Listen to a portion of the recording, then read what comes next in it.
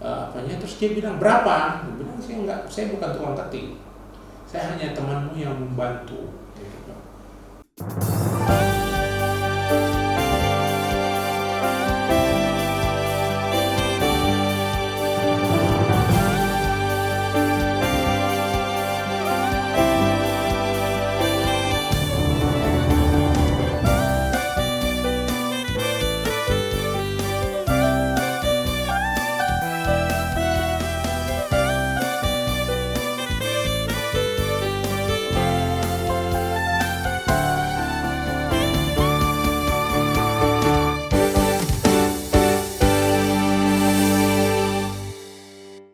Selamat datang Kopi Hangat, ya Sobat Kopi Hangat. Ini edisi pertama bagi kita untuk bercerita dalam obrolan Kopi Hangat.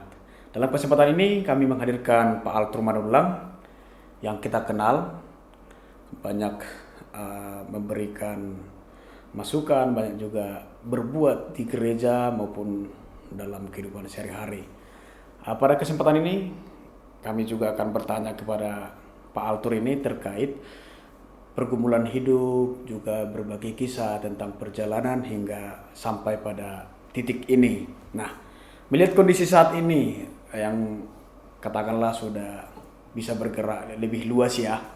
Lebih luas artinya secara finansial barangkali sudah tercukupi dan juga dalam kehidupan berkeluarga masuk dalam kategori harmonis dan juga pemberian kepada gereja juga selalu berani berbuat, berani juga memberi itu juga. Apa yang ada dalam benak Bapak itu, Pak Altur itu sejak awal ya, atau kisah-kisah dulu yang membuat Pak Altur bisa hingga seperti ini? Saya pikir pertama kalau saya melihat kilas balik ya. Kilas balik, kebetulan saya di sekolah Katolik. Saya sekolah di sekolah Katolik. Saya 6 bulan di SD Budi Murni, kemudian 6 tahun di SD Budi Murni, 3 tahun kemudian di SMP Budi Murni, dan 3 tahun di SMA Budi Murni. Jadi 12 tahun pendidikan dasar, yang kau bilang dasar, sampai kemudian ke pendidikan menengah itu ada di Budi Murni, di sekolah Katolik. Baru kemudian saya masuk kuliah di Fakultas Pertanian Universitas Sumatera Utara. Nah, dalam perjalanan itu saya kembali ke kilas bagaimana saya bersekolah di sekolah Katolik, yang kita tahu sekolah di sekolah Katolik itu tidak murah. Nah, itu tidak murah, biayanya cukup mahal. Saya sangat merasakan bantuan gereja. Bantuan gereja itu lewat mana? Lewat dari bahwa kami bisa memohon uang sekolah kami turun. Orang tua kami dulu setiap tahun, kami 6 bersaudara, setiap tahun akan menghadap kepada pastor untuk minta surat, dan kemudian membawanya ke yayasan, akhirnya diberikan keringanan uang sekolah. Nah, itu maunya membantu kami.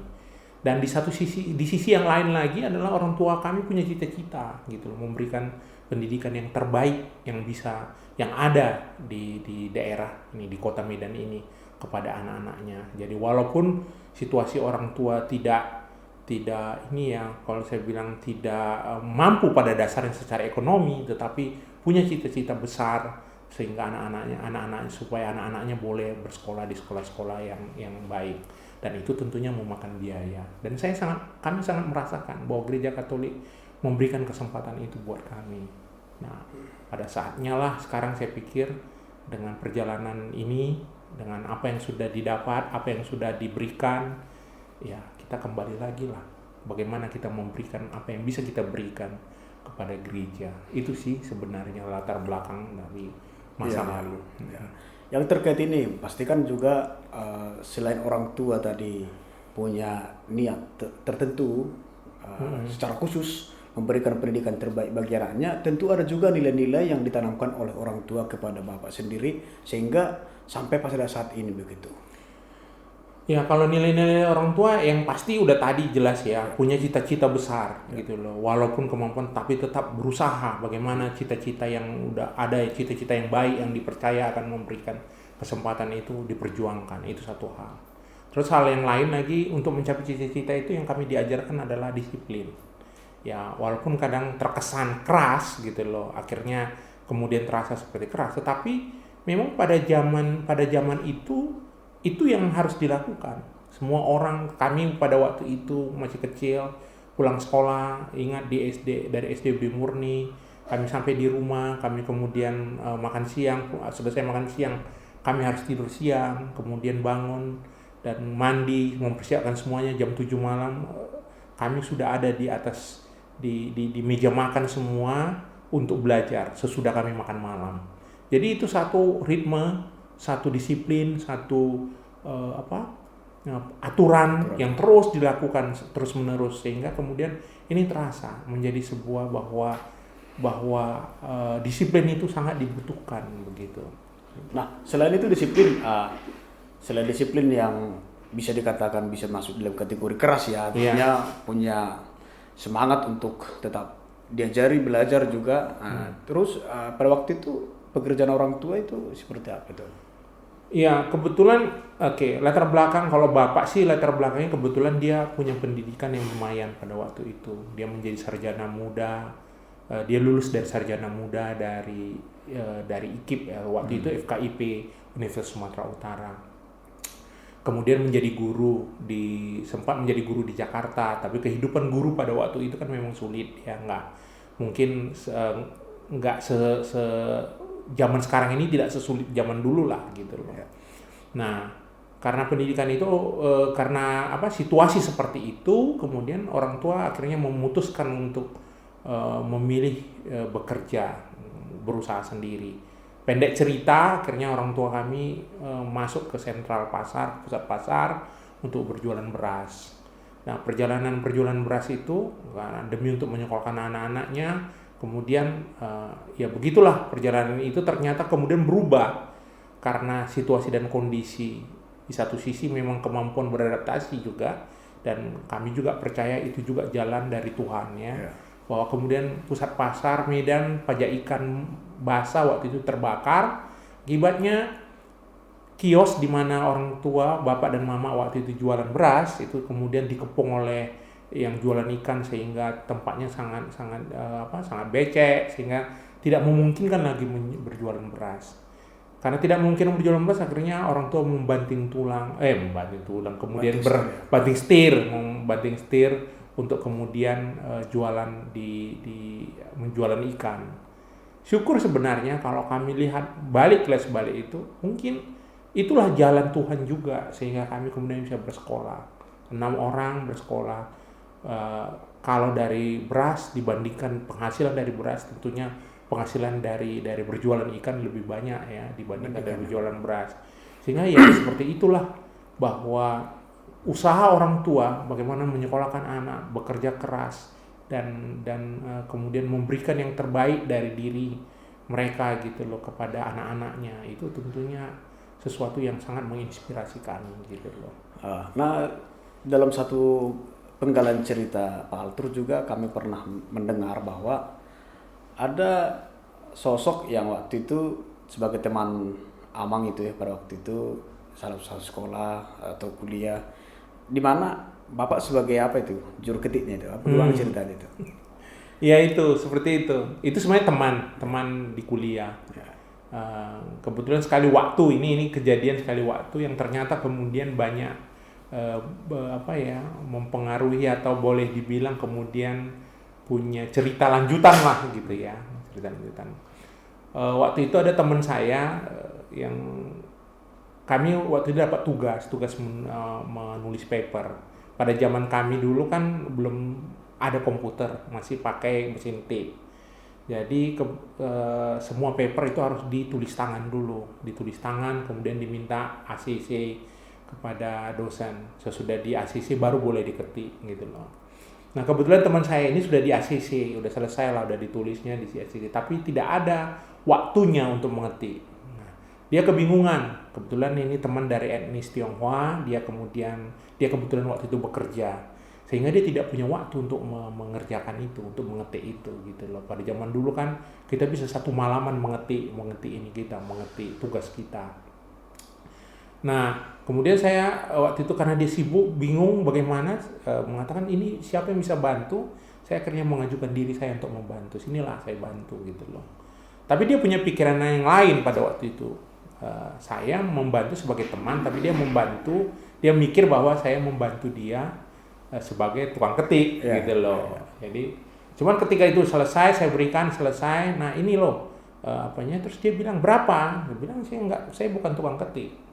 Saya hanya temanmu yang membantu gitu loh. Wah, ternyata itu membuat dia merasa nggak enak berhutang budi gitu loh. Saya bilang ya udah, kalau kamu merasa nggak enak nggak apa-apa. Nanti gini aja, kalau nanti kita tamat kuliah, kamu punya lowongan kerja yang mungkin layak untuk ditawarkan ke aku, cocok ditawarkan ke aku sih, ya coba aja ditawarkan. Itu ternyata dia ingat. Dan kerjaan saya pertama dialah yang kemudian menawarkan kepada saya, dan saya bekerja bersama dia beberapa bulan di tempat saya yang pertama. Itu satu sesuatu yang saya pikir ya saya nggak tahu kenapa saya harus menjawab bahwa kamu itu teman saya gitu loh. Kenapa saya harus jawab? Saya sebenarnya bisa aja terima karena saya juga butuh uang sebenarnya. Tapi saya nggak mau menerima uang dari dia karena saya pikir persahabatan itu jauh lebih besar daripada sekedar menerima uang. Nah, pada waktu itu kan masa-masa kuliah nih butuh banyak biaya. Apakah memang itu salah satu hambatan terbesar pada waktu itu ketika masa kuliah, atau cara-cara apa yang dilakukan oleh Pak Altur sendiri untuk bisa nih bertahan kuliah di universitas terkenal itu loh, Sumatera Utara gitu? Saya pikir kalau itu kebetulan dari segi kehidupan orang mama sama bapak itu kebetulan udah udah berdagang ikan kan. Jadi memang kehidupan sudah lebih baik lah. Udah lumayan lah. Dan pada waktu itu memang mungkin biaya pendidikan di Universitas Sumatera Utara pun uang kuliahnya tidak terlalu mahal. Jadi kemudian memang banyak memberikan bantuan. Saya sih nggak punya kegiatan apa selain dari kuliah. Dan ya beruntunglah ketika itu orang tua sudah punya kesempatan untuk memberikan kita yang lebih baik daripada yang sebelumnya, karena memang ekonomi menjadi lebih baik sih. Nah, selain ini kan Pak Altur nih punya teman juga banyak dia, Pak. Apakah ada hal-hal tertentu yang dipelajari selama kuliah selain hanya untuk kuliah saja? Mengingat relasi Pak Altur sendiri juga banyak kan pada waktu itu. Iya.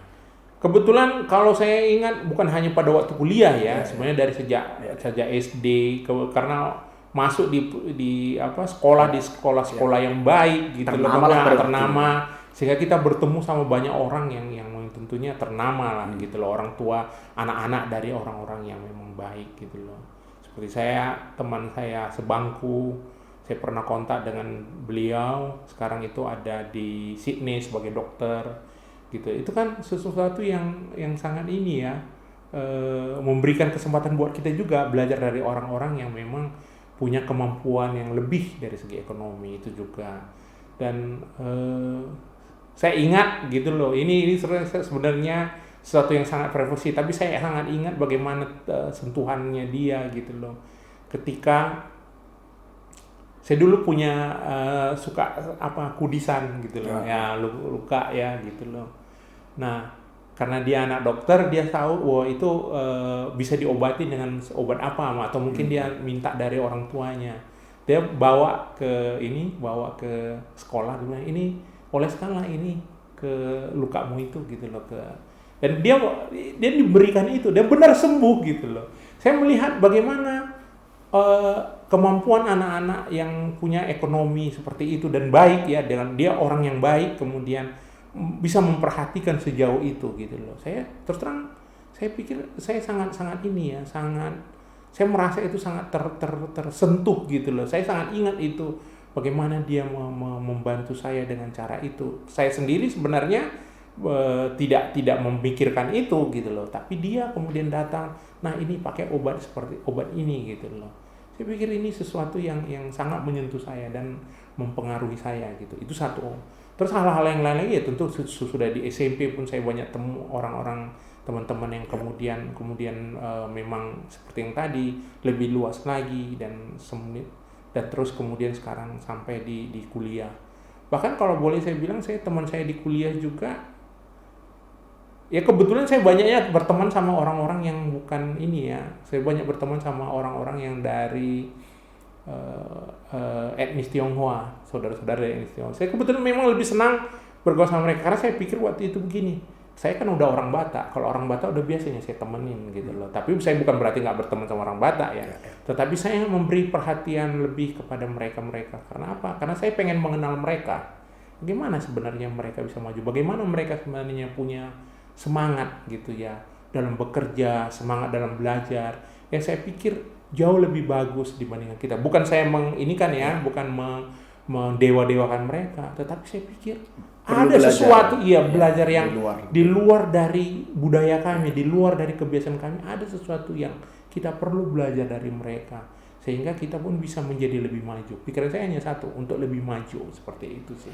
Nah, hal itulah yang membuat kami juga tertarik ya untuk berbincang dengan Mbak sendiri, karena itu salah satu adalah punya pemikiran baju kan. Selain juga orang tua punya pendidikan yang keras tadi, walaupun dalam awalnya secara finansial tidak tercukupi, tapi Tuhan selalu memberikan kemudahan lewat orang lain, tangan-tangan pengasih ya dari orang lain juga, dari pihak gereja juga. Nah, yang mau saya tanyakan lagi tentang ini Pak, setelah menjalani masa itu dan akhirnya bisa bekerja, apakah ada kisah-kisah menarik? Pertama kali katanya Bapak justru bertemu ibu itu ketika kuliah atau gimana tuh?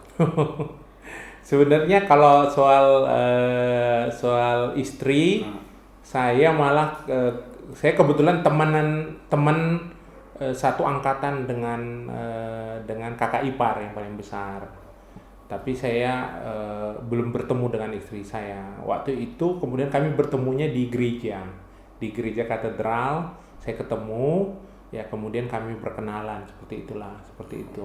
Dan saya pikir waktu itu memang saya sangat senang karena saya akhirnya bertemu dengan istri saya itu di gereja. Ya pertemuan di gereja, ya sebagai aktivis ya, kalau dulu saya aktivis di gereja, saya bertemu dengan istri di gereja. Itu yang kemudian membawa, saya pikir juga memberikan kami satu motivasi ya, satu kekuatan untuk bersama ya, walaupun ya kami mengalami juga kesulitannya apa 10 tahun baru kemudian punya momongan, itu kan sesuatu yang nggak gampang ya gitu loh, perjalanan 10 tahun itu. Tetapi ya kembali lagi pertemuan itu dan kemudian iman yang sama itu kemudian memberikan banyak bantuan melewati hari-hari, melewati waktu-waktu seperti itu gitu loh. Nah, ini yang paling menarik juga kan, sejak kuliah, sejak sekolah lah punya kesulitan tertentu, akhirnya setelah berkeluarga juga punya kesulitan lagi, dan pada akhirnya bisa menerima itu dengan sendirinya dengan penuh kebahagiaan.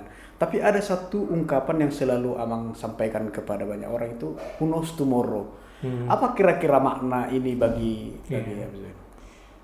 Memang akhirnya gini loh, kalau kita melihat kehidupan kita nggak akan pernah tahunya apa yang akan terjadi. Bahkan sampai 1 detik ke depan pun kita nggak akan tahu itu apa yang akan terjadi sama kita. Karena bahwa ya kehidupan itu sebenarnya penuh kerentanan dalam masa depan kita. Tapi kembali di sinilah muncul semacam satu strategi, satu sikap, dan juga ya tentunya di dalam iman ya, kalau kita percaya bahwa kalau kita berbuat yang baik, kita pasti mendapat yang baik, kan begitu. Kalau kita bekerja lebih keras, kita tentunya dapat yang lebih baik lagi, semacam seperti itu. Nah, dalam konteks ini, dalam bentuk strategi, dalam bentuk pernyataan ini, kita memang harus berusaha yang terbaik pada saat ini. Bagaimana hasilnya? Kita punya keyakinan. Kalau kita berbuat yang terbaik, hasil yang terbaik akan muncul. Kalau kita pengen lebih baik, kita harus bikin yang lebih baik lagi, sehingga hasil yang lebih baik lagi akan muncul. Jadi itu mungkin bisa di dalam konteks strategi bahwa menyemangati kita, juga dalam konteks iman bahwa kita percaya bahwa nanti apapun yang terjadi di depan pasti akan jauh lebih baik kalau kita melakukan yang baik. Dan pada dasarnya kita tidak tahu apa yang sebenarnya akan terjadi di kemudian hari.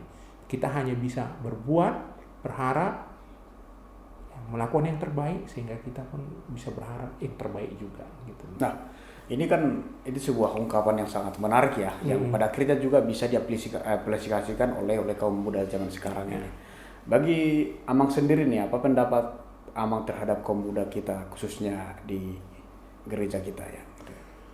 Saya pikir pertama yang pasti saya berangkat dari positif ya. Saya melihat bahwa anak-anak muda zaman sekarang ini, orang-orang muda kita itu, anak muda pada umumnya dan kita dalam konteks gereja, orang-orang muda kita itu punya talenta yang sangat berlimpah itu pada dasarnya. Cuman satu hal yang saya pikir yang menjadi tantangan yang berat adalah bagaimana mengembangkan itu. Untuk mengembangkan itu butuh satu pengorbanan, butuh satu usaha, butuh fokus supaya kita menjadi biar talenta ada itu menjadi lebih berkembang. Disinilah tantangan itu muncul. Nah, tantangan itu muncul sendiri dari dua sisi. Tantangan dari pribadinya. Bagaimana dia sebagai pribadi, sebagai anak-anak muda berani memilih ini akan kau kembangkan gitu loh. Itu di satu sisi. Di sisi yang lain tentunya adalah apakah lingkungan itu memberikan dia kesempatan untuk berkembang. Itu problem yang lain. Lingkungan itu bisa keluarga, bisa masyarakat, bisa gereja, bisa banyak, tapi di luar daripada orang itu sendiri. Tapi inti yang pertama adalah orang itu yang bersangkutan, anak muda itu. Karena kalau dia misalnya punya keinginan maju, biasanya dia akan berusaha yang mencari tempat yang sesuai dengan dia, pendukung yang sesuai dengan dia, sehingga dia kemudian bisa berhasil.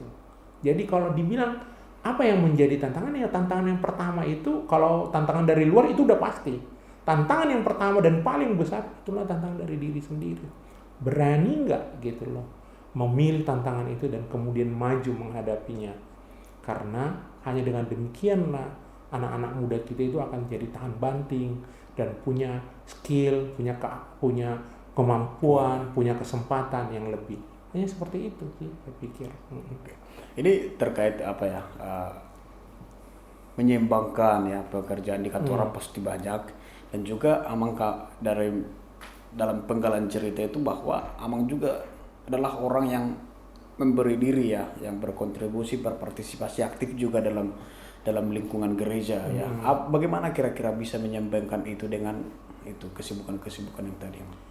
Kalau soal menyeimbangkan sih sebenarnya saya melihat bahwa manusia itu memang pasti harus berusaha mencari penyeimbang lah.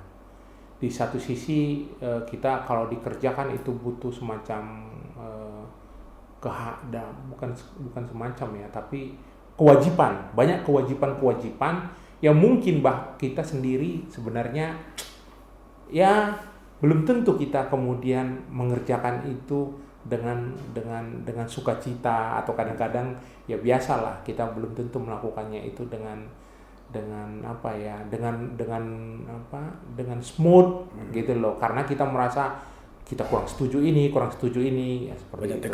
Tekanan gitu, karena tekanan ada kewajiban, deadline lah, semacam seperti itu. Tetapi di dalam bekerja di gereja, aktivitas gereja itu kita lebih lepas, kita lebih bisa melihat. Kita mungkin kalau di gereja ya jelas kita tidak mendapatkan hasil secara finansial, bahkan kita keluar secara finansial ya, keluar mengorbankan diri secara finansial, tetapi kepuasan itu membuat kita merasa kepuasannya berbeda dengan ketika kita bekerja di satu pekerjaan, sangat berbeda. Itu semacam ya, itulah yang mungkin menjadi penyeimbang. Di satu sisi kita lebih stressful, ya penuh tekanan. Di satu sisi yang lain kita bukan berarti kita nggak punya tekanan, tapi tekanannya berbeda. Tekanannya adalah bagaimana kita memberikan yang terbaik dari apa yang kita punya gitu loh. Nah, menyikapi itu kan Amang sekarang ini sudah menjelang masa pensiun gitu ya. Nah, Amang juga sekarang punya kesibukan tertentu yang berasal dari hobi, yaitu fotografi. Dalam satu kesempatan juga Amang pernah mengabadikan momen di mana Monsinyur Cornelius Sipayung juga ditahbiskan itu. Iya. Apa perasaan pada waktu itu bisa mengabadikan momen-momen penting dalam gereja kita atau ya mengabadikan sejarah gitu ya? Iya. Saya pikir pertama ini juga yang kemudian di satu Instagram saya ditulis, satu Instagram atau di Facebook ya, ditulis oleh seorang bruder dari Sulawesi Utara, mengatakan ketika saya ikut sebagai tim dokumentasi tahbisan uskup, selamat ya Pak Altur, karena Pak Altur menjadi bagian dari sejarah dari Keuskupan Agung Medan. Ya, setiap kita tentunya ingin memberikan sesuatu lah sehingga kita menjadi bagian dari apapun itu, dalam hal ini dari bagian dari Keuskupan Agung Medan, bagian dari gereja Katolik lokal gitu loh. Saya sih melihatnya pertama, kebetulan saya hobi, itu satu hal, hobi dengan fotografi. Saya melihat perjalanannya bahwa sebenarnya gereja sangat butuh sebenarnya ada satu dokumentasi. Memang di zaman digital sekarang sebenarnya harusnya itu lebih mudah. Tetapi mungkin perhatian ke arah sana itu masih belum seperti yang kita harapkan, ya. Itu satu. Jadi saya kemudian ketika aktif di Paroki Medan Timur, saya melihat, loh, ini jarang terjadi dokumentasi dari ini. Akhirnya saya dengan sukarela melakukan dokumentasi. Kemudian berkembang, akhirnya saya ikut di kegiatan-kegiatan Komisi Kepemudaan. Saya menawarkan diri untuk ikut di sana hanya untuk memberikan supaya ini bisa menjadi bagian dari bisa seperti bagian dari sejarah dari gereja itu. Akhirnya ketika terpilih uskup yang baru, ketika itu Monsinyur Cornelius Sipayung, saya langsung menawarkan diri waktu itu bahwa saya bersedia untuk menjadi tim dokumentasi. Seperti kembali lagi, saya pengen menjadi bagian dari sejarah keuskupan ini, gereja ini. Karena apa? Karena saya juga udah merasakan sesuatu dari gereja ini. Ketika saya tadi di awal saya katakan bahwa saya dibantu bersekolah gitu. Dan pada saatnya juga ya, saya berasa bahwa saya punya juga kewajiban untuk memberikan apa yang bisa saya berikan. Selain itu, kebetulan saya juga senang belajar hal-hal baru. Saya senang belajar hal-hal baru.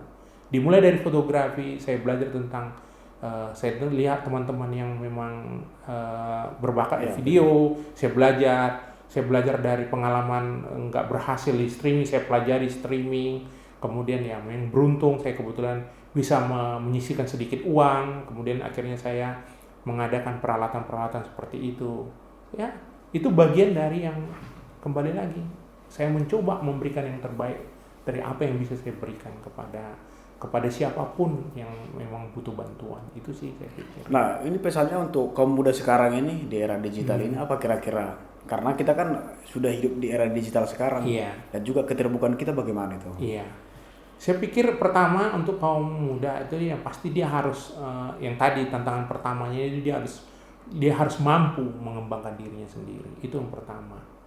Dia harus fokus mengembangkan dirinya sendiri. Dengan mampu dan fokus dia pasti akan bisa memberikan yang terbaik dari dirinya kepada orang yang di sekitarnya. Kepada dirinya sendiri pun dia akan mampu kalau dia sudah memberikan yang terbaik. Kepada dirinya sendiri, kepada keluarga, kepada gereja, kepada negara ini, dia akan mampu memberikan. Jadi pesan saya kepada anak-anak muda, carilah siapa sebenarnya dirimu dan kembangkan itu dengan penuh pengorbanan, dengan penuh fokus, dengan penuh semangat, sehingga yakinlah zaman ini akan memberikan kesempatan yang lebih baik lagi dalam hal apapun itu, mungkin dalam hal ekonomi, mungkin dalam hal keterlibatan, mungkin dalam hal semangat, mungkin dalam hal pemikiran-pemikiran. Banyak yang bisa dilakukan oleh anak-anak muda kalau mampu mengembangkan dirinya dengan sungguh-sungguh. Itu sih. Oke, terima kasih kepada Pak Altur yang telah memberikan bisa kita mengulik pengalamannya sejak awal sampai saat ini, dan kemudian Pak Altur sendiri juga punya rencana untuk tetap bisa berkontribusi kepada gereja dan juga kepada kaum muda. Ya, sobat kopi hangat, jangan pernah lupa inilah momen-momen berharga kita Jangan takut bermimpi walaupun dalam kesulitan, sebab mimpi itu bisa kita raih bila kita fokus tadi Pak ya. Iya. Fokus dan mampu memanajemen diri ya. Bersemangat. Oke, tetap bersemangat. Terima kasih Sobat Kopi Hangat, jangan lupakan momen-momen indah ini.